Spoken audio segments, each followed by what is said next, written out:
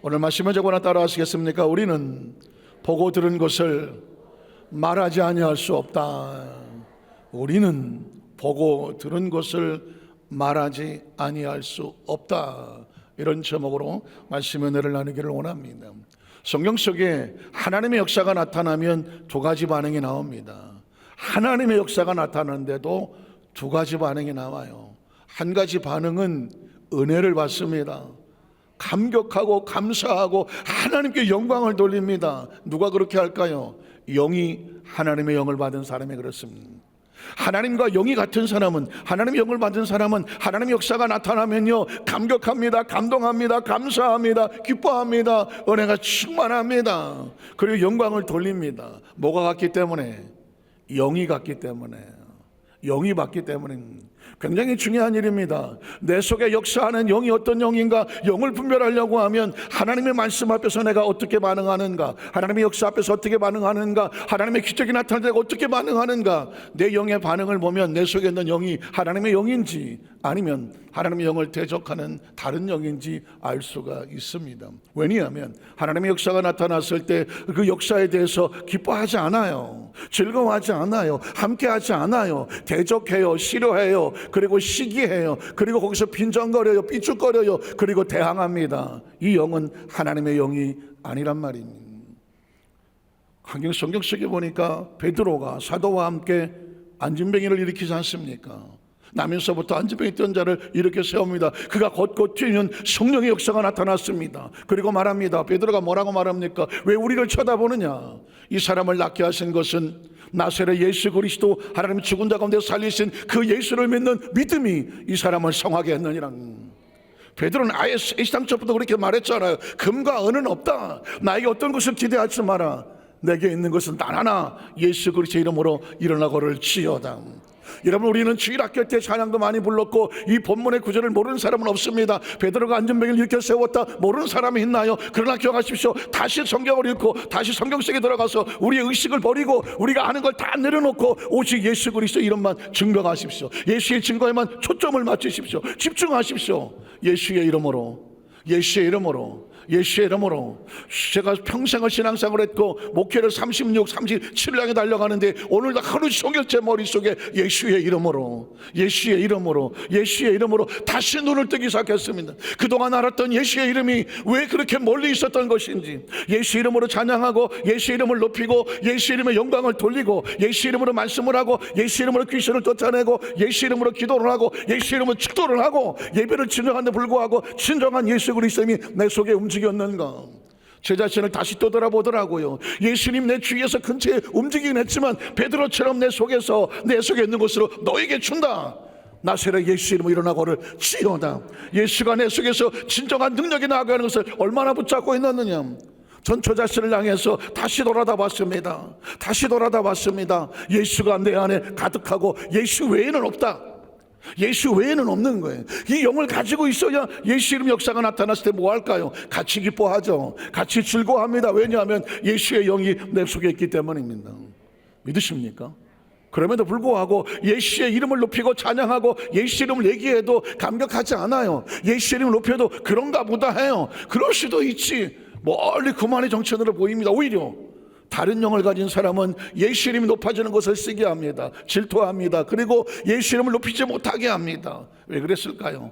사두개인이 그랬고 바리새인이 그랬고 그 당시 종교주의자들이 그랬고 어제 제가 말씀드렸지만 우리 교회 같은 교회의 장로가 아닌 이스라엘 족장 등의 장로라는 이름을 가지고 있는 그런 사람들에게는 예수의 영이 없기 때문에 예수 이름 높이는 것을 반대했습니다. 사도행전 4장 1절로 4절을 보십시오. 예수 그리스도의 기적이 나타났을 때 사도들이 백성에 말할 때 제사장들과 성전 맡은 자와 사두개인들이 일어나서 예수 안에 죽은 자의 부활이 있다고 백성을 가르치고 전함을 싫어했다고 말은 왜 싫어할까요? 영이 다르기 때문입니다. 하나님의 역사가 나타날 때 싫어하고 비축거리고 거기에 대해서 대항하고 원망하고 불평하고 비난하는 것은 영이 다르기 때문에 그래요. 그들을 잡으면 날이 이미 저물었으므로 이틀까지 가져왔으니 사도들의 복음 전하는 것을 반대하고 대적하고 거기에 가두는 건 뭘까요? 이 사람들 왜 이럴까요? 영이 달라서 그렇습니다. 말씀을 들은 사람 중에서 믿는 자가만, 여기서 보십시오. 말씀을 들었는데 어떤 사람은 이 사람들을 감옥에 가두려고 하는데 그 말씀을 듣는 가운데서 무슨 사람이 나와요? 믿는 사람이 나와요. 믿는 숫자가 얼마나 나와요? 남자의 숫자만 5천이나 됐다고 말했어요. 그럼 부녀자까지 만도 가능한 숫자예요. 이 사람들은 왜 믿었을까요? 영이 같으니까. 예수님을 그대로 믿으시면 아멘 하시기 바랍니다. 이렇게 말씀할 때 여러분이 예수를 주라고 아멘 하는 이유는 왜 그렇게 아멘 합니까? 뭘 믿고 아멘 하는 거예요? 우리 속에 예수의 영이 있기 때문입니다. 예수의 영이 있기 때문에 예수의 이름만 불러도 우리 마음은 뜨거워지는 거예요. 예수의 이름이 찬양만 해도 뜨거워지는 거예요. 예수 이름으로 기도할 때 힘이 생기는 거예요. 예배가 사모가 되는 거예요. 달려나오는 거예요. 우리 힘으로 달려나오지 않아요. 마치 지남천에 붙여있는 쇳가루와 같이 달라붙어 나오는 겁니다. 달려나오는 겁니다. 이 은혜 받은 사람은 성전으로 달려나와요. 머뭇거리지 않아요. 계산하지 않아요. 쭈삣거리지 않아요. 영이 같은 사람은 영적으로 같이 모이게 되어 있습니다. 끼리끼리 노는 이유가 다른 게 아닙니다. 영이 같은 사람은 같은 영끼리 어울리게 되어 있습니다. 감정이나 기본으로 계산하는 사람들은 감정이나 기본으로 사는 사람들끼리 모여 있게 되어 있고, 육으로 사는 사람은 육으로 살게 되어 있습니다. 오늘 성경 속에서 베드로와 그 사도들이 이 사역을 할 때에 성경은 놀랍게도 두 가지 반응을 보여주고 있습니다. 한 가지 반응은 그 말을 듣는 가운데 믿고 나오는 사람, 남자만 5천 명이 되는 사람, 이 사람들 숫자가 중요하지 않아요. 이들의 배후에는 하나님의 영이 있는 겁니다. 성령의 역사가 있는 것입니다. 안타깝지만 당시 그러던 지도자들, 종교 지도자들은 안타깝지만 예수의 복음을 증거하고 역사가 나타났어도 그게 싫었습니다. 심지어 부활도 싫었습니다. 그래서 그들의 입을 막으려고 감옥에 두었습니다. 왜 그랬을까요? 그들은 하나님의 영이 없는 거예요. 가끔 이런 얘기를 하죠. 왜 하나님이 이스라엘 백성이 구약의 성경이 있고, 그런데 왜 하나님이 세상을 이처럼 사랑하사 독생자를 저 하늘에서 이 땅에 주십니까? 성경적인 구절이니까 그러려니 하지만 여러분 보십시오. 하늘은 4차원입니다. 이 세상은 3차원이거든요. 차원이 달라요. 하늘은 영적인 세계고 이건 육의 세계입니다. 하나님은 영이시기요, 영의 세계에 있습니다. 인간은 육을 가지고 있습니다. 그런데 왜 하나님이 육신을 입고 인카네이션에서 성육신에서 이 땅에 내려오셔야 되나요? 뭐가 답답해서? 그냥 내버려둬도 되잖아요. 10계명이 있고 율법이 있고 이스라엘 백성이 있고 회당이 있고 유대교가 있는데 왜 예수 그리스도가 필요합니까? 지금도 그들은 예수를 믿지 않는데 왜 예수가 필요할까요? 왜 하나님께서 이 땅에 육신을 입고 뛰어내려오지 않으면 안 될까요? 그것은 여러분 아신 것처럼 소경이 소경을 인도하면 다 구덩이에 빠진다. 유대교가 소경이었기 때문입니다. 서기관과 바리새인들이 소경이에요. 그들이 하나님을 알지 못하면서 십계명을 붙잡고 율법을 가지고 모세 율법을 가지고 사람들을 가르치고 있었단 말입니다. 자기들의 눈도 시커멓게 보이지 않는 사람들이 말씀을 들었다고 십계명을 가지고 사람들을 판단하고 정죄하고 그들을 종교주의 율법주의 감옥에 가둬놓고 그들을 통해 하나님이 믿고 천국 갈 줄 알고 잘못 가르쳤거든요. 그대로 가다간 아무도 구원받지 못해요. 그래서 하나님이 오죽하면 땅으로 육신을 입고 이 땅에 뛰어내릴 수밖에 없었을까요? 이유는 딴 게 아닙니다. 오직 예수 그리스도 외에 다른 이름은 없습니다. 다른 길은 없습니다. 예수님 우리에게 율법을 주셔서 십계명 지키고 안 지키면 다 때려 죽인다고 하는 그런 어떤 우리에게 행위를 요구하지 않아요. 예수님이 땅에 오셔서 세리를 찾아다녔습니다. 창기를 찾았습니다. 이방인들을 찾았습니다. 세상에서 소외된 자를 찾아다녔습니다. 문둥병을 찾아다녔습니다. 저기 있는 백부장들을 찾아가고 세리를 찾아갔습니다. 남편을 5이나 두고서도 피투성이로 살아간 한 여인을 찾아갔고 현장에 가늠하다 잡혔던 여인을 찾아갑니다. 그들을 찾아가서 뭐라고 말합니까? 나는 너를 정죄하러 온 게 아니에요. 난 너를 정죄하러 온 게 아니에요. 온 세상에 온 인류가 죄로 말미암아 죽어 나빠져 있는데 누구는 의인이고 누구는 죄인이라고 할 수가 있겠습니까? 천하 인간 아무도 예수 앞에서 죄인이 의인이라고 말할 사람이 없어요.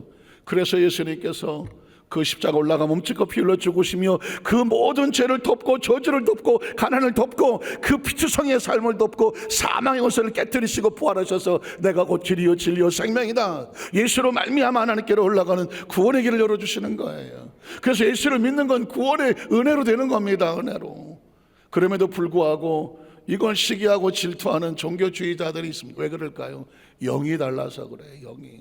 자, 오늘 그러면 이 두 가지 반응 앞에서 크리스찬들은, 하나님의 사람들은 어떻게 반응할 것인가? 한번 따라하세요. 반응이 신앙이다. 반응이 영성이다. 반응이 믿음이다. 내가 말씀 앞에서 성경 앞에서 어떻게 반응하냐에 따라서 내 속에 역사하는 것이 정말 하나님의 영인지 아니면 내 속에 있는 종교주의자적인 예수를 믿어도 그냥 종교주의자인지, 나 이렇게 깨끗해, 내가 예수를 얼마나 믿었는데, 내가 얼마나 많이 봉사했는데, 성경 얼마나 많이 읽었는데, 나보다 깨끗한 사람 나와보라 그래. 아유, 만약에 이렇게 생각된다고 하면 그는 예수를 모르는 사람입니다. 그냥 종교주의자고 교회는 좀 다닌 사람입니다. 그러나 교회를 다니라고 예수를 말하지 않습니다. 예수를 믿고 그리스도의 은혜와 은총으로 말미암아 내가 죄인인 것을 깨닫고 그 받은 은혜가 감사해서 예수의 심령으로, 예수의 영으로 살아가야 그 사람이 크리스찬인 겁니다. 우리 첫 번째로 하나님의 역사에 대해서 대적하는 세력들의 모습을 살펴볼 필요가 있습니다. 이 사람들은 왜 이럴까요? 자, 13절 이하를 보겠습니다. 13절 보면 그들이 누구예요? 그들은 사도와 베드로, 요한이 그 기적을 일으켰던 이 사람들을 대적하고 보기 싫고 사두개인들, 바리새인들, 종교주의자들, 율법주의자들, 예수를 대적하는 정으로 가득던 그들이 베드로와 요한이 담대하게 말함을 보고 그들은 본래 학문 없는 범인으로 평범한 사람으로 알았다가 이상히 여기며 또 전에 예수와 함께 있었던 줄도 알았습니다. 자, 여러분, 예수를 구주로 믿으면 존재가 달라져야 돼요. 다른 사람들이 볼 때 이상하게 보여야 돼요. 저 사람 원래 저런 사람 아니었는데, 아니 저 사람 어떻게 저렇게 됐지? 와, 우리하고 다른데? 여러분, 세상 사람이 저와 여러분을 볼 때 우리하고 다르게 보여야 돼요. 베드로와 요한을 알던 사람인데, 저 사람들이 원래 예수와 함께 다니는 걸 봤던 사람인데 놀랍게 이들이 전혀 다른 모습으로 나와 성령을 받으면 달라져야 돼요. 예수 믿고 나면 뭐가 달라져요? 세상 사람이 우리를 볼 때 우리하고 다르다고 느껴야 돼요. 뭐 당신은 나나 뭐 별 차이 없는데, 뭐 교회 뭐 나하고 별 차이 없는데, 기억하십시오. 우리는 스스로 세상 사람과 우리는 갖다 섞어놔도 존재가 달라요. 의식이 다르고 사고가 다르고 언어가 다르고 행동이 다르고 목표가 다르고 가치가 다르고 신분이 달라요. 우리가 살게 된 미래에 대한 소망이 달라요. 그게 우리예요. 자, 또 병 나은 사람이 그들과 함께 손을 보고 비난할 말이 없는지라. 여러분 보십시오. 예수 믿는 성도에게 표적이 나와야 돼요. 표적이라는 단어가 앞으로 계속 나옵니다. 그가 뭐가 다를까요? 우리는 하나님의 표적이 있어요. 한번 따라하세요. 우리에게는 하나님의 표적이 있습니다. 세상에 믿지 않는 사람들 우리를 보고 저 사람은 하나님의 사람이야, 저 사람은 특별한 사람이야, 저 사람은 뭔가가 있어, 하나님이 함께 하시는 표적이 있어. 그 표적이 있어야 돼요. 오늘 베드로와 요한 사도들이 세상 사람들에게, 종교주의자들에게 비난을 받는 이유가 뭐냐면 저 사람들은 우리하고 달라, 저 사람들에게는 뭔가 표적이 있어. 그렇게 말하면, 그래서 비난할 말이 없습니다. 그 다음 절을 보겠습니다. 명하여 공의에서 나가라고 하고 서로 의논함. 이제 더 이상 잡아들 이유가 없어서 내어 보내려고 합니다. 자, 17절을 보겠습니다. 이 사람들 어떻게 할까? 그들로 말미암아 유명한 표적이 나오죠. 표적 나타난 것처럼 예루살렘에 사는 모든 사람에게 알렸으니 우리도 부인할 수가 없다. 예수를 구주로 믿는 성도들에게 하나님의 표적과 역사가 나타나면 누구도 부인할 수 없는 영적인 근거를 가져야 됩니다. 나사렛 예수 그리스도의 이름으로 권세와 능력을 가지고, 전성들이 그렇게 기도하잖아요. 우리 성도들이 예수 이름을 기도하면 귀신이 떨어져 나가게 하시는, 예수 이름으로 기도할 때 질병이 떨어져 나가게 하시고, 예수 이름으로 기도할 때 문제가 해결되게 하셨어. 순복음교회 성도들이 다른 교단과 다른 것 중에 뭐 다 비슷하다고 말했지만 순복음교회 성도들은 뭐가 다르다고 할 때 체험이 있거든. 성령 체험이 있고, 치유 체험이 있고, 기적의 체험이 있고, 문제 해결의 체험이 있고, 응답의 체험이 있고, 귀신을 쫓아내본 체험이 있고. 여러분, 그런 겁니다. 영혼을 사랑하는 마음, 내 마음속에 체험이 있잖아요. 체험 있는 성도는 누구도 건드리지 못합니다. 저는 우리 에도스 만족교회 성도들이 성경적 이야기가 이상으로 들리지 아니하고 체험된 이야기, 체험된 능력으로 함께 하시기를 주님의 이름으로 축원합니다. 그러면 세상이 누구도 부인하지 못해요. 그 다음 절에 보면 성경 이것이 민간에게도 퍼지지 못하게 그들을 위협하여 이후에는 이 이름으로 아무에게도 말하지 말게. 여기서 영이 달라집니다. 여기서 영이 달라지는 겁니다. 예수의 이름이 증거되고 자랑하고 퍼지기를 원하는 사람은 예수의 영을 가진 사람입니다. 그러나 예수의 영이 증거되고 이런 것에 대해서 방해하고 싫어하고 막으려고 한다면 이건 예수의 영이 아닙니다. 예수의 영을 반대하는 엔티크라이스트, 이건 적그리스도요, 사탄이요, 귀신의 영이란 말입니다.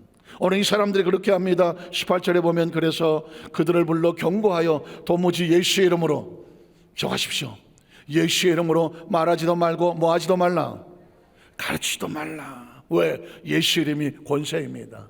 예수 이름의 능력입니다. 예수 이름의 구원입니다. 예수 이름이 퍼지면 믿는 자마다 하나님의 자녀가 되는 권세가 나타납니다. 예수 이름이 증거가 되면 귀신이 떨어져 나갑니다. 예수 이름이 증거되면 죽은 자가 살아나야 하는 부활의 역사가 나타납니다. 예수 이름이 증거되면 그날 하나님의 나라가 퍼져나가는 것이 확장되는 것이죠. 우리가 무엇을 증거합니까? 예수가 그리스도인 것을 증거하는 거거든요. 오늘 저와 여러분이 이 땅에 삶에 존재하는 목적은 뭐냐? 예수 이름을 증거하는 증인이 되게 하리라는 것입니다. 최근에 MZ세대라고 하면 밀레니엄 시대고 1990년도 또 초말 2000년도 이럴 때 젊은 세대를 말하거든요. 젊은 세대들이 왜 신앙생활에 도전을 받는가? 왜 젊은 세대들이 신앙을 점점 잃어버리고 교회를 떠나고 멀리하는가? 이유 중에 하나를 그 밀레니엄 세대가 얘기를 하더라고요. 요즘 젊은 사람들은 아주 열심히 산다는 것입니다. 굉장히 듣기 좋죠. 젊은 친구들이 20대 30대 열심히 살아요. 자기 개발도 하고 젊은 나이에 배우는 것도 많고 열심히 살아요. 그래서 뭐가 없어요? 교회 나올 시간이 없어요. 열심히 살다가 보니까 교회 나와서 예배 드릴 시간이 없어요. 성경 읽을 시간 없어요. 기도할 시간 없어요. 자기를 위해서 열심히 살다가 보니까 하나님에 대해서 신경 쓸 시간이 없어요. 미래에 대해서 신경 쓸 시간이 없어요. 지금 당장 이 순간이 나에게 중요하다고 생각하기 때문에 이 순간에 모든 것을 집중하느라고 SNS를 집중하고 그 자기들 세계의 어떤 문화를 집중하느라고 밀레니엄 세대가 얘기하는 거예요. 이 젊은 세대의 사람들이 가지고 있는 사고 중에 가장 충격적이고 무서운 상황은 뭐냐? 하나님이 채워질 공간이 비어 있다. 이유는 뭐냐? 열심히 살기 위해서. 뭐가 느껴집니까? 열심히 사는 건 나쁘지 않아요. 정말 열심히 살아요, 이 젊은 친구들이. 그러나 방향이 틀렸어요. 속도는 무지하게 브레이크를 가속을 밟아서 가요. 진짜 옆에서 보기 안타까울 정도로 열심히 살아요. 그런데 방향이 틀렸어요. 자기를 위해서 살아요. 현재를 위해서 살아요. 하나님은 별로 관심이 없어요. 이 세대가 어떻게 되겠습니까? 죄송한 얘기지만 이 세대에 미래가 있을까요? 미래가 있을까요? 마귀의 가장 간교하고 교묘한 전략은 열심히 살아라. 열심히 살아야지. 그럼 남들에게 뒤지면 안 되지. 할 수 있으면 다 해야지. 그런데 뭐가요?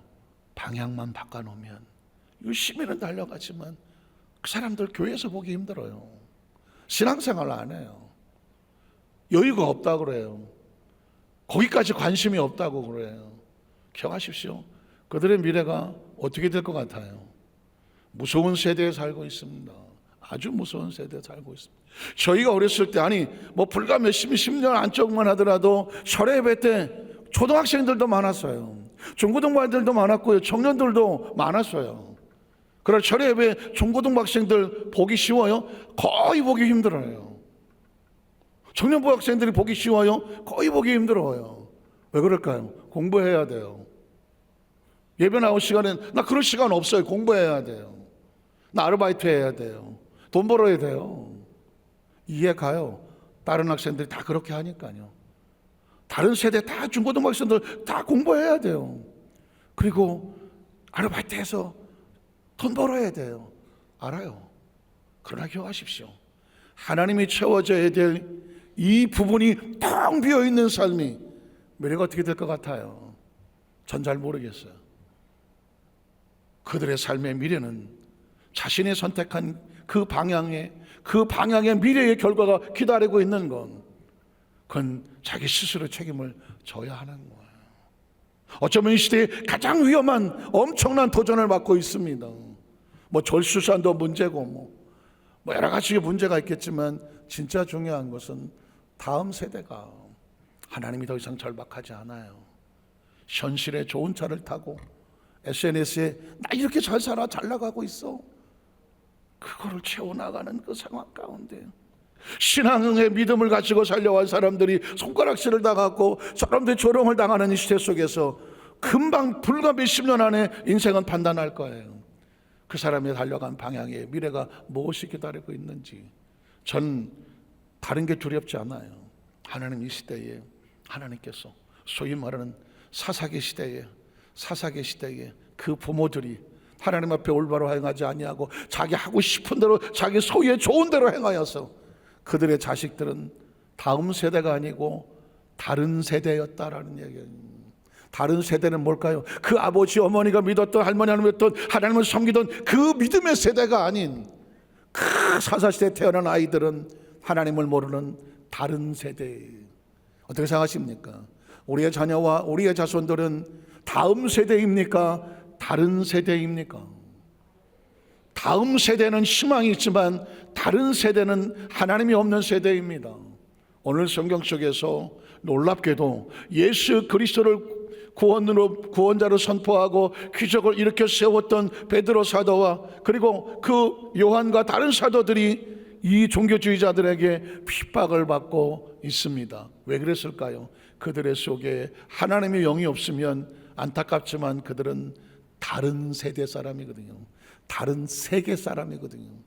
예수님을 구주로 믿으시면 아멘 하시기 바랍니다. 왜 예수를 구주로 믿냐고 자꾸 묻는다면 우리가 있는 세계는 하나님의 영이 움직이는 하나님의 세대이기 때문에 그렇습니다. 기억하셔야 돼요. 이거 우리도 지금 이 세 사람들도 조금만 정신줄 놓으면 눈에 보기 좋고 귀에 좋고 잘 먹고 잘 살고 등 따시고 빼버린데 뭐 그렇게 신앙생활 열심히 할 이유가 있어?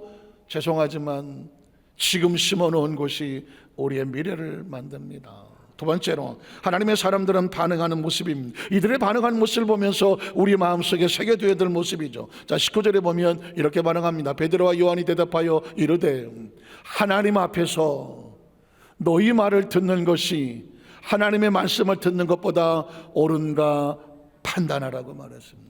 사랑하는 성도 여러분, 어떤 상황에 결단을 해야 됩니다. 누구 말을 들어야 되겠습니까? 세상에서 말하고 SNS에서 말하고 TV에서 말하고 인터넷에서 말하고 넷플릭스에서 말하고 영화에서 말합니다. 이게 옳은 길이야. 그러나 성경은 우리에게, 성령께서 우리에게 말하는 하나님 말씀이 있습니다. 야, 바쁘 그렇게 세상 그렇게 뭐 교회 다 다니고 뭐 예배 다 다니고 해갖고 너 뭐 그래 세상하고 어울리겠어? 네가 세상에 성공하겠어? 그래서는 안 돼. 세상의 가치와 목적을 가지고 얼마나 교묘하게 다가오겠습니까? 흔들릴 수 있겠죠. 지금 이 시대 사람들도 얼마나 많이 자기가 좋은 대로 살려고 몸부림칩니까? 캠핑도 가야 되고 뭐 무슨 차박도 해야 되고 하고 싶은 거 많아요.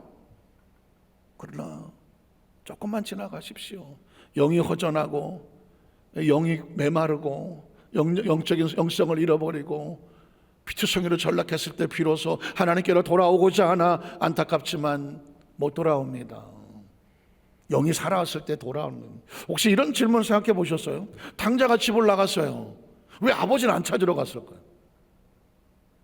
우리 같으면 우리 자식이 집을 나갔어요. 어디 가서 돼지치기를 하고 있다 그래요. 어떡할 것 같아요? 쫓아가지 않겠어요? 모가지를 끌고라도, 옛날 우리 뭐 부모 세대 다리 몽둥이를 부셔뜨려서라도 끌고 와야 되지 않겠어요? 아버지는 아들을 찾아가지 않습니다. 이 퀘스천이에요. 왜 그럴까? 여러분, 강제로 집어다 갖다 놓은 놈은 나중에 또 태어나갑니다. 그러나 한번 저 돼지치기로 전락하여 바닥을 쳐본 사람은, 그렇게 해서 자기 벌로 들어온 사람은 다시는 나가라고 해도 나가지 않습니다. 그게 축복입니다. 똑같은 실수를 끊임없이 반복하다가 평생 반복만 하다 끝나는 것이 축복일까요? 아닙니다.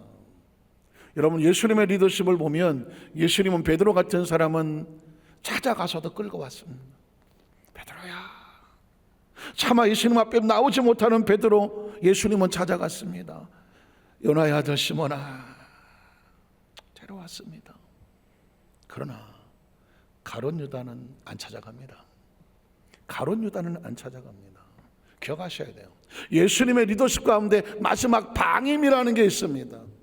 방임. 너 하고 싶은 대로 해. 두드려 맞고라도 끌어오는 사람은 축복이에요. 두드려 맞았어요. 죽을 뻔했어요. 그런데 천부의 의지에 앞서서 돌아와요. 축복입니다. 아직 길이 있어요. 그러나 어느 날 예수님이 너 하고 싶은 대로 해. 가론 유다는 찾아가지 않습니다. 너 하고 싶은 대로 해. 왜 그랬을까요? 베드로는 자기 믿음이 약해서 무너진 사람이에요. 믿음이 회복되면 희망이 있어요. 가론 유다는 예수의 등 뒤에 칼을 박은 사람이에요. 예수의 등 뒤에 칼을 박은 사람이라고요. 예수의 등 뒤에 칼을 박으려고 했던 가론 유다는 예수님이 찾지 않습니다. 넌 차라리 태어나지 말지. 넌 너희가 하고 싶은 대로 하라. 나는 나의 길을 가라. 성경 속에서 가장 무서운 사람이 누군지 아닙니까? 가인. 죽고 싶어도 죽지 못하고, 하나님의 심판을 받았는데 죽고 싶어도 죽지 못하고 회개하고 싶어도 회개가 안 되는 가인. 그리고 가론 유다 역시 마찬가지. 예수 그리스도가 넌 너 하고 싶은 대로 가. 나하고 길이 달라. 예수가 등을 돌린 사람, 회개할 수 싶어도 회개 마음이 안 되는 사람, 돌이킬 수 없는 사람, 기억하십시오. 성경에서 그걸 깨닫고 나서 제 마음속에 여러분 회개할 수 있을 때가 축복이에요. 아직 시간이 있을 때 돌아오는 게 축복이에요. 여러분 기억하십시오. 기억하세요. 우리가 이 땅에 태어나서 사는 건 절대로 축복이 아니에요. 사는 건 처절한 비극이에요. 예수를 안 믿으면. 예수를 믿으면 비로소 구원이에요. 비로소 희극이 되는 거예요. 비로소 그 인생이 아름다울 수 있는 거예요. 천국과 지옥은 그냥 있는 이야기가 아니에요. 스스로 하나님을 떠나면 지옥의 삶을 살고 있는 거예요. 하나님 안에 있을 때 비로소 천국의 삶을 사는 거예요. 말씀을 정리하기를 원합니다. 읽어보겠습니다. 20절은 뭐라고 말하는지. 자, 우리는 보고 들은 것을 뭐하지 아니할 수 없어요. 말하지 아니할 수 없어요. 우리 영은 하나님의 영에 있기 때문에 예수의 이름으로 벌어진 이 사건을 말하지 아니할 수가 없어요. 그 말을 해야 3천이나 5천이나 믿고 나온 사람이 있기 때문이거든요. 그 다음 절을 보면 그 관리들이 백성들 때문에 그들을 어떻게 처벌할지 방법을 찾지 못하고 다시 위협하여 놓아 주었더니 이런 모든 사람이 그된 일을 보고 하나님께 뭘 돌려요? 영광을 돌립니다. 똑같은 상황에 어떤 사람은 감옥에 집어넣으려고 몸부림을 치고 어떤 사람은 하나님께 영광을 돌리고 있거든요. 뭐가 달라요? 영이 달라요. 영이 달라요. 22절을 보면 이 표적으로 병나은 사람은 40여 세나 되었더라. 사랑하는 성도의 말씀을 정리합니다. 이제 저와 여러분이 가장 처절한 기도 제목은 뭐냐면요, 하나님 편에 서게 하여 주시옵소서. 하나님의 음성이 들려지게 하여 주시옵소서. 하나님이 부르실 때 전부여 의지없어서 손들고 나오게 하여 주시옵소서. 하나님의 성전을 떠나지 않게 하시옵소서. 하나님의 말씀을 떠나지 않게 하시옵소서. 내게 맡겨진 사명과 직분에 소홀하지 않게 하여 주시옵소서. 거룩한 주일이 걸림돌이 아니라 축복의 날이 되게 하여 주시옵소서. 11조란 예물 앞에서 걸림돌이 아니라 물질 앞에 시험 드는 것이 아니라 하나님의 축복의 통로가 되게 하여 주시옵소서. 영혼이 지나가는데 영혼을 보면서 아무런 반응이 없는 것이 아니라 그 영혼을 불쌍히 여기며 영혼을 붙잡고 울 수 있는 눈물이 있게 하여 주시옵소서.